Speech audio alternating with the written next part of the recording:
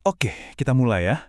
Kali ini ada berita heboh banget dari Donald Trump yang lagi-lagi bikin panggung politik dunia geger.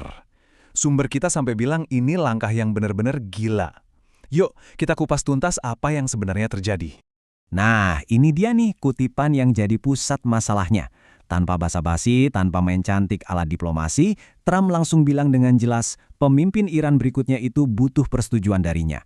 Ini ultimatum yang belak-belakan banget, yang jelas-jelas menantang kedaulatan sebuah negara, dan ini yang bakal jadi dasar pembahasan kita. Kita masuk ke bagian pertama, ultimatumnya itu sendiri.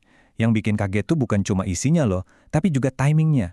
Trump sama sekali nggak nunggu situasi di Iran stabil dulu. Dia justru langsung melancarkan tuntutan berani ini di saat yang paling genting. Coba lihat lini masa ini, semua kejadiannya cepat banget.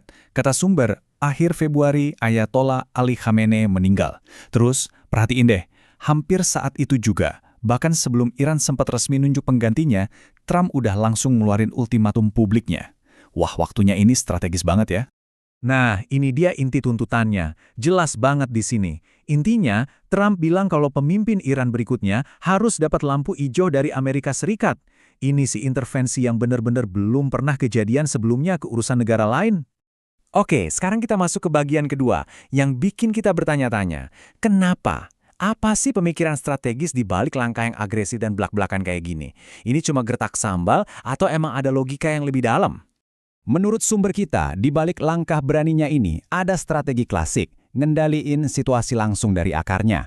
Tujuannya ya, biar pemimpin Iran berikutnya sejalan sama maunya AS, jadi bisa mencegah pengembangan program nuklir dan ngehindarin potensi perang di masa depan. Nah, logikanya bisa kita pecah jadi 3 langkah simpel. Pertama, putus rantai konflik yang udah-udah. Kedua, hentikan ancaman nuklir Iran. Titik. Nggak bisa ditawar.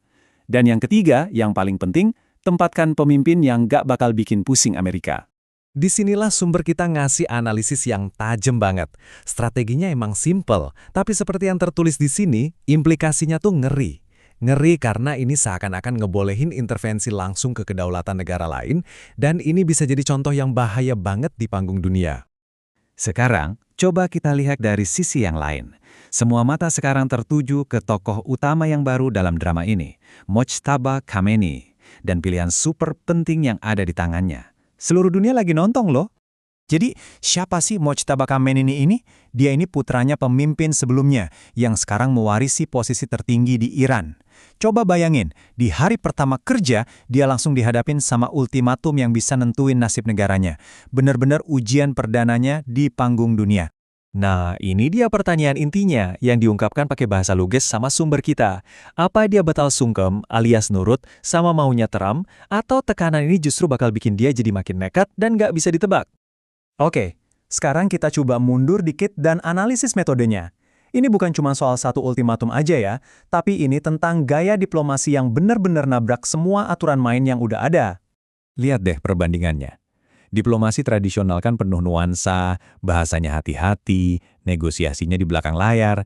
Nah, pendekatannya Trump beda jauh. Ini kayak diplomasi pakai toa, di mana tuntutannya jelas, diumbar ke publik, dan nggak ada kompromi. Sumber kita nyebut gayanya ini ya langsung to the point. Nggak ada bahasa diplomatik yang muter-muter. Pesannya jelas dan brutal. Patuhi kami atau lo nggak bakal lama. Ini benar-benar diplomasi yang murni ngandelin kekuatan. Kalau kita mau sederhanain jadi satu angka, ya inilah dia, 1. Angka ini ngelambangin satu-satunya pilihan yang dikasih ke Iran, nurut. Udah. Ini praktis ngehapus kata diplomasi dari percakapan.